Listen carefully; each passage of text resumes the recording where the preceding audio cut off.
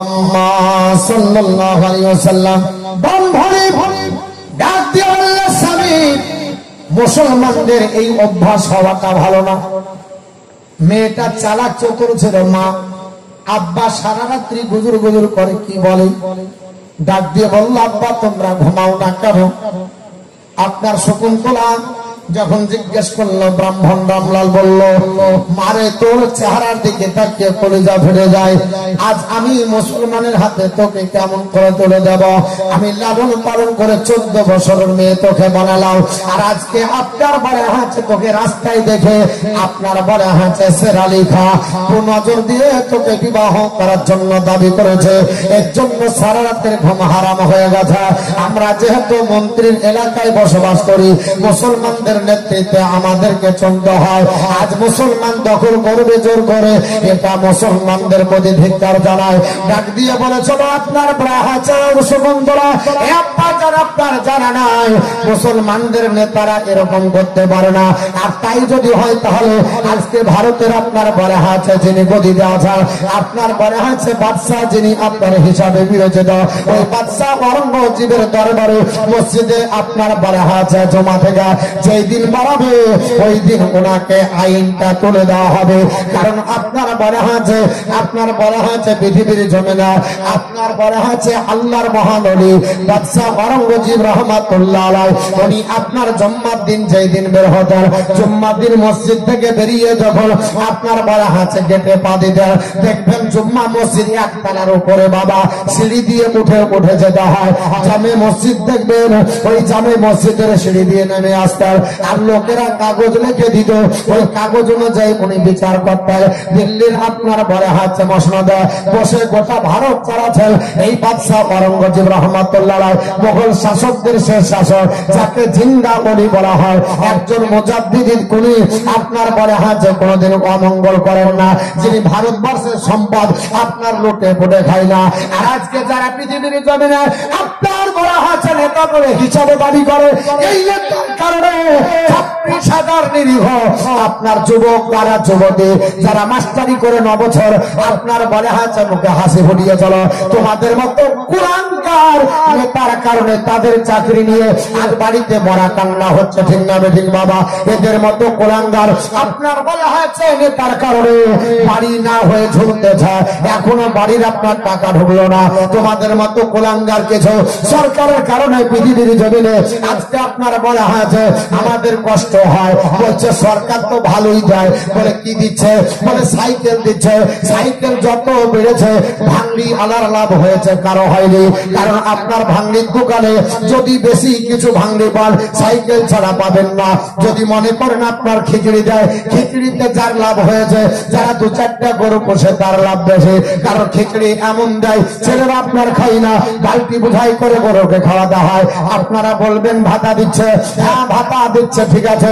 বলে লক্ষ্মী ভান্ডার দেয়, ঠিক আছে লক্ষ্মী ভান্ডার দিচ্ছে, কিন্তু চাকরি বন্ধ আছে। আপনি বলছেন পড়াশোনা কেমন? হাই স্কুল বন্ধ হচ্ছে, প্রাইমারি 600, আপনার বেশি প্রাইমারি বন্ধ হলো কি হলো না? 600 এর বেশি প্রাইমারি বন্ধ হয়ে গেল। আপনার পড়া হচ্ছে লক্ষ্মী ভান্ডারের টাকা 1,500, আর নার্সারিতে ছেলেকে ভর্তি করতে 10,000। কি রস চলছে বুঝতে পেরেছেন? আপনার ডাইরেক্ট খাচ্ছে না, এইরকম করে খাওয়াই। আগে একটা ছেলে মাধ্যমিক পর্যন্ত পড়লে 50 টাকার খাতা কলমে হয়ে যেত, আর এখন আমার ছেলে নার্সারি কেজি 1-এ ভর্তি করেছি, 5 কেজি বই দিয়েছে, ভর্তি ফি হলো 3,000, বইয়ের দাম হলো 1,800, লেবাসের দাম হলো 2,500। এটা ওটা করতে করতে 10,000 টাকা লাগছে। এখনো শিখতে পারেনি কিছু, শুধুমাত্র শিখবে।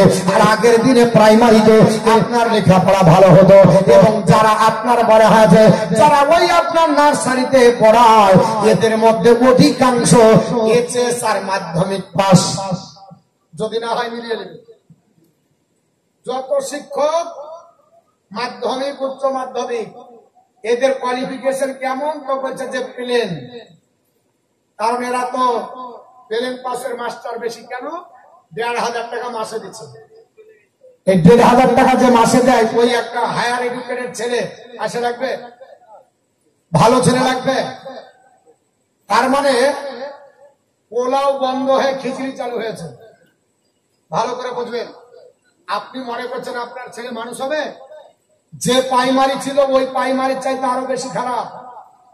প্রাইমারি তো গ্রামে একটা ছিল, আর এখন স্কুল পাড়াতে একটা করে। ই পাড়া খুলেছে তো ও পাড়াও খুলছে, ছেলে নিয়ে ভাগাভাগি লাগে যায়। এখন আপনার বলা হচ্ছে সবার টেন্ডেন্সি বেশি। আগামী 10 বছরের মধ্যে হাই স্কুল বন্ধ হবে। এমএসকে আর এসএসকে হাল দেখেছেন, উঠে গেল। প্রাইমারি 600-র বেশি বন্ধ হয়েছে, হাই স্কুলে কিছু বন্ধ হয়েছে। আগামীতে হাই স্কুল হবে না। ছেলেরা পড়বে কার? পয়সাওয়ালার। গরিবের ছেলে পড়াতে পারবে না, কারণ আপনার ছেলেটা ভালো লেখাপড়া করে। এই তো এখানে পড়া হবে না, কোথায় করতে হবে? আলামিন মিশরে। ভর্তি ফি 60,000 টাকা। ভর্তি ফি কত? 60,000 টাকা দিতে পারবেন, পড়াশোনা হবে। তো বলছে মৌলভী সাহেব তাহলে কি করতে হবে? তাহলে আমাদের প্রাইমারি ভালো ছিল না? ছিল না? জোরে বলুন, প্রাইমারি ভালো ছিল না?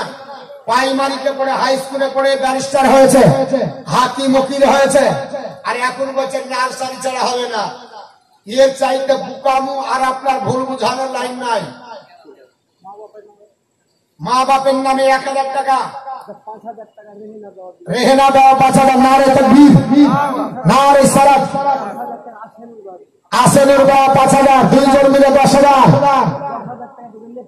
10,000 দিবে নেফাসে। আল্লাহ তাদের সকল দান কবুল করবেন, আল্লাহুম্মা আমিন। মসজিদের ভিত খুললে দিবে। দেখুন বাপ, আমরা আপনার বলা হচ্ছে বলি, অনেক ব্যক্তি বলছে পাকা বাড়ি করতে পারতাম না গো, এই ঘরগুলো বার হয়েছে বলে। কত টাকা দিচ্ছে ঘরে? তো বলছে 1,20,000। 1,20,000 টাকা দিচ্ছেন। বালির দাম কত? তো বলছে বালি 1 লরি নিলাম 55,000 টাকা। 1 লরি বালির দাম কত? 55,000। যে টাকা দিয়েছে বালিটার পাথরে শেষ হয়ে যাবে, ইট কিনতে ক্ষমতা নাই।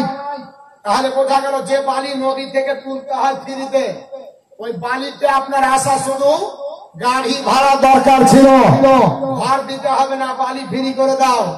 কারণ এটা প্রকৃতির নিয়ম, বালি আল্লাহর। অতএব আল্লাহর জমিন থেকে বান্দারা তুলে খাবে।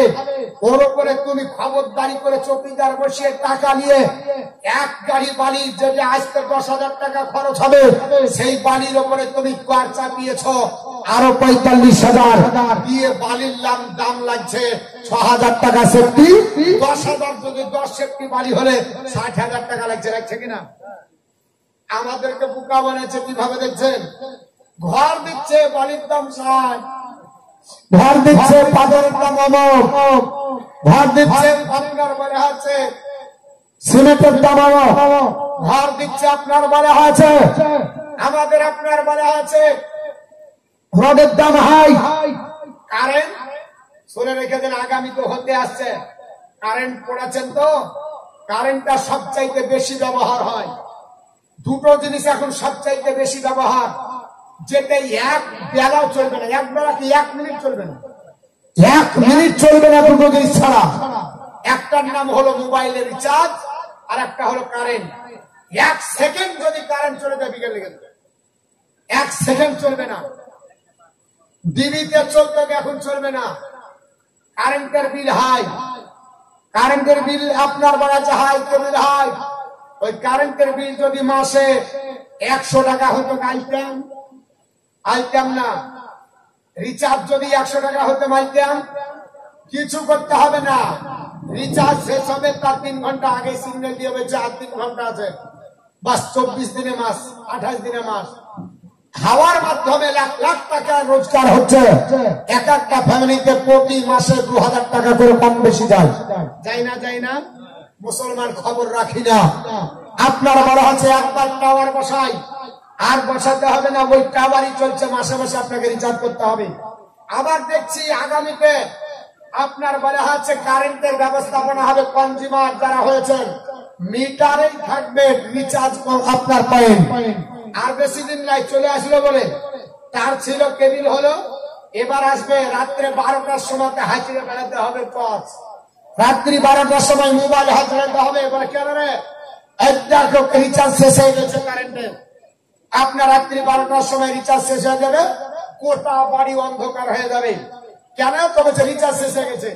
এখন আপনি ধরেন লেখাপড়া করেন না, নিজের রিচার্জ নিজে মোবাইল করতে পারে সবাই? জোরে বলেন পারে? পারে না। দৌড়ে পাশেকার লোকের কাছে যাই। আচ্ছা, রাত্রি 12টায় যদি আপনার রিচার্জ শেষ হয়ে যায়, তো আপনি এবার কার বাড়িতে যা পড়া লড়াবেন? উঠো গো, আমার বাড়িতে কারেন্ট নাই।